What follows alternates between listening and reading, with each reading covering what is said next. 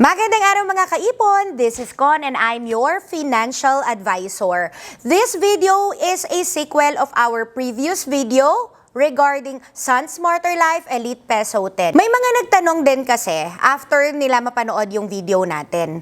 At ang unang-unang tanong na nga dyan at ang pinakamaraming tanong na natanggap ko, magkano nga ba to, Con? Ayan na. Magkakaalaman na tayo kung magkano nga ba to. Well, para sa akin na nasa laylayan lang naman ng lipunan, namamahalan ako sa kanya. Pero dun sa mga kliyente ko na medyo nakakaangat-angat na sa laylayan ng lipunan, so-so sa kanila. Affordable for them. Sulit, yun yung term nila. Pag sinabi mo kasing magkano, nakadepende ito sa edad, sa kung ikaw ba ay babae o lalaki, kung saan ka nagtatrabaho, kung ano ang iyong trabaho. So marami siyang factor. Kaya kinakailangan natin kuhanin ng mga detalye na yan para ma-provide natin yung actual amount for you. Pero para meron naman tayong estimate kung magkano, yung anak namin na 14 years old na kinuhanan namin at male siya, 88,000 yung makukuha natin para dun sa endowment nun. Ang annual na iniipon namin for that is 196,000. Yung namang para sa 10 years old namin, dahil hindi na namin kaya yung another 196,000 at bata-bata pa naman siya kasi 10 years old pa lang. We started his policy around 8 years old siya. Kaya lang yun, nasa 39,000 per year. Ang makukuha naman natin doon is 16,000 na endowment. The recent one that we got for a 1-year-old na baby girl, 27,000 yung naging premium namin. That's semi-annual na. Sun Smarter Life Elite Peso 10 can be in a quarterly, semi-annual, and annual mode. Yun nga lang ang advantage. Pag naka-annual kasi, mas nakakamenos tayo. Bakit? Pag traditional plans kasi ng mga insurances, usually may discount yan kapag ka ina-annual natin siya. Pero hihintayin pa ba natin na mag-annual kung ang kaya pa lang nating pang-start ay pang-quarterly or pang-semi-annual? Pwede naman nating i-change mode yan kapag sa tingin natin, umukay-okay na rin yung ating finances. Ano yung hinahabol natin dito or ano yung ginugol natin dito? Goal is, masimulan na natin siya kaagad. Bakit? Kasi sayang yung oras. Imagine kapag yung baby mo na 1-year-old, nag 2 years old na, iba na yung rate nun, unang-una mas tumataas na siya. Second, di ba naghihintay nga tayo ng 6 years para magkaroon na siya sana ng endowment? Medyo madedelay na naman yon.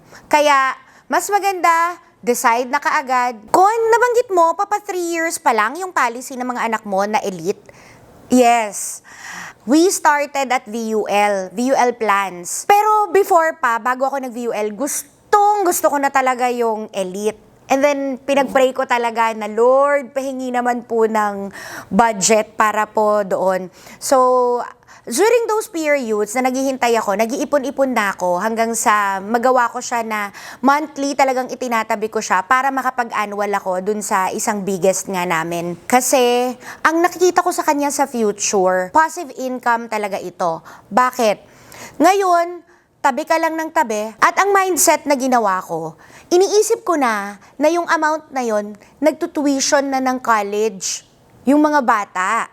Para hindi masakit sa dibdib. Kasi minsan pag hawak mo yung pera, di ba, parang mas gusto mo na lang sana na, huy, teka nga, makapag out of the country naman muna. Huy, teka nga, punta naman tayo sa ganito or buy tayo ng ganitong mga stuff na gusto natin.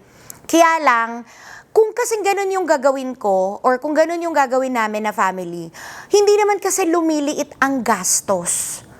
Tanggapin natin yan, ang gastos, palaki siya ng palaki, lalo na pag patagal ng patagal yung panahon, ang daming factor inflation or yung development, improvements ng mga product na gusto mo, kaya tumataas na rin talaga yung halaga.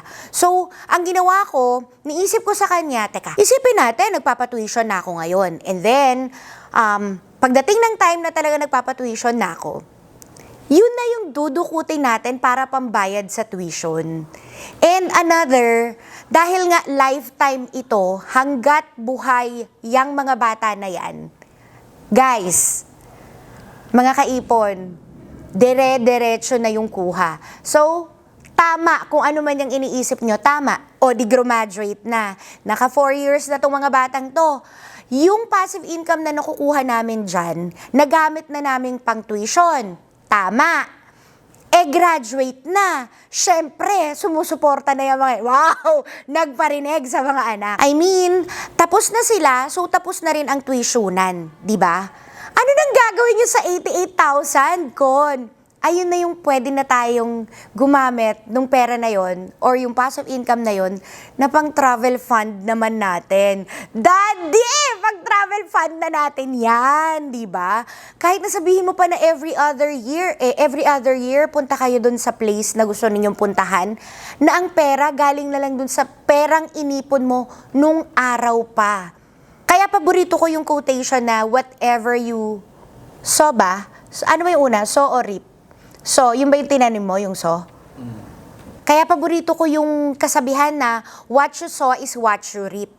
'Di ba? Kasi talaga naman kahit anong itanim mo ngayong panahon na to, pagdating ng araw, hindi pwedeng hindi mo aanihin yan.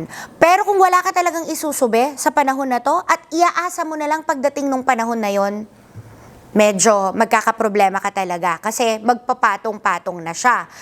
Another thing, ilang taon na ba kami ni Daddy by then? Imagine if you are 45 years old right now, tapos magpapaaral ka ng anak mo sa college, and yung anak mo medyo bata pa, like, kagaya kami, meron pa kaming 10 years old. Di magka-college yan, 9 years from now pa.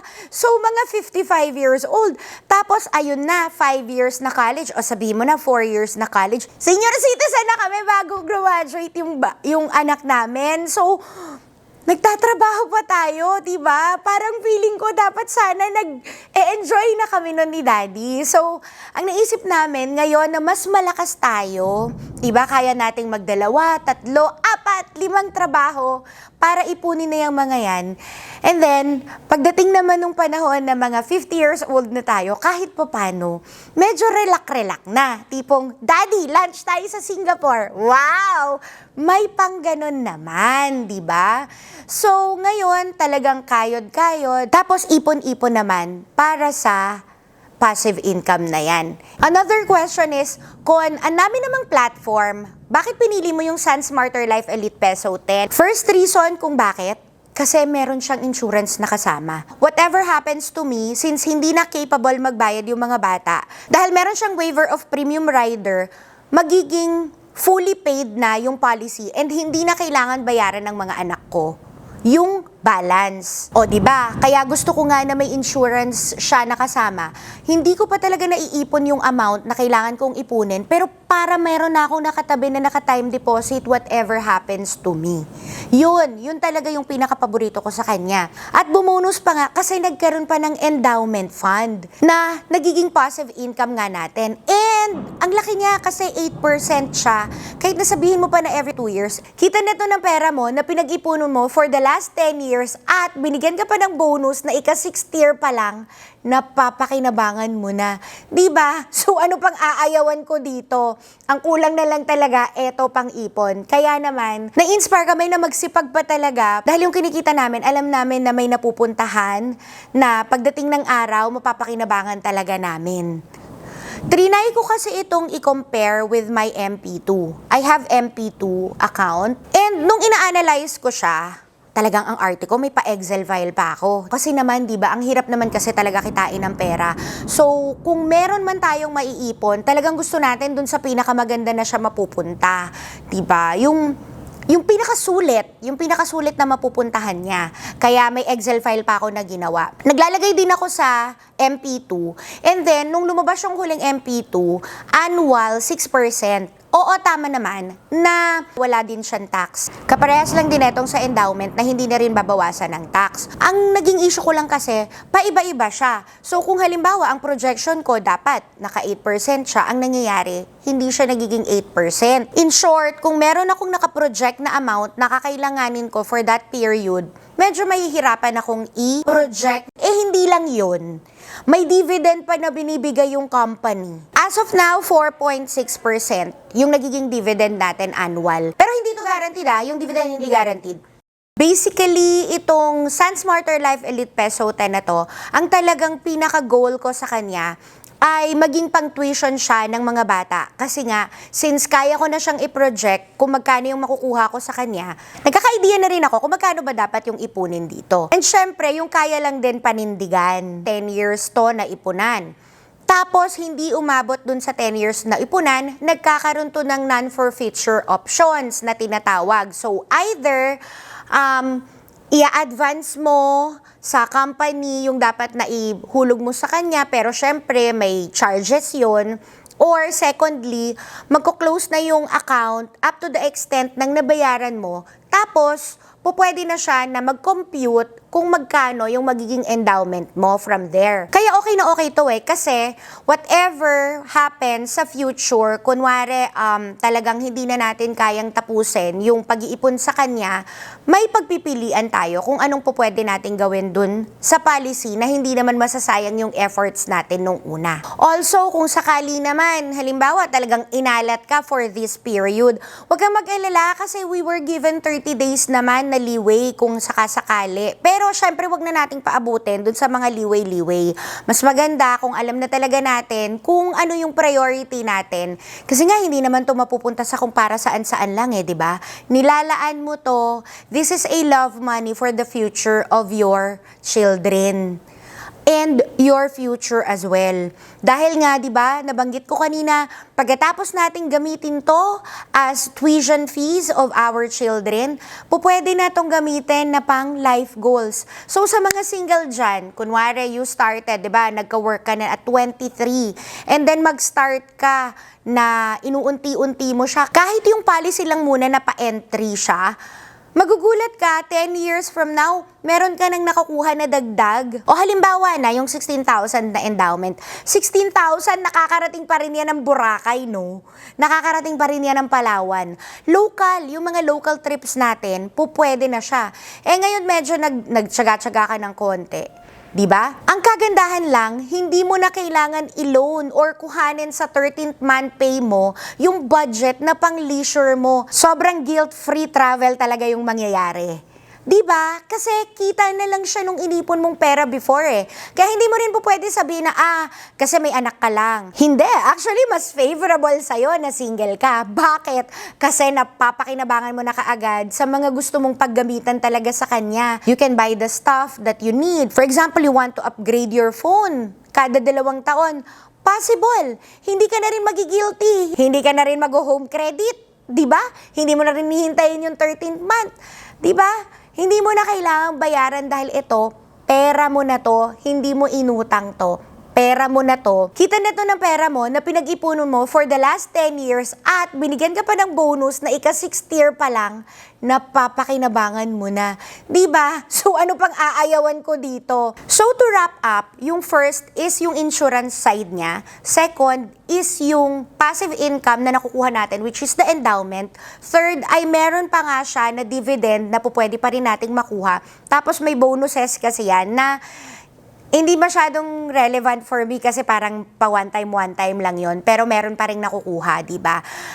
And ito yung mga bagay na nakita din ng mga kliyente natin. Kung titignan mo, parang shocks, ang mahal niya.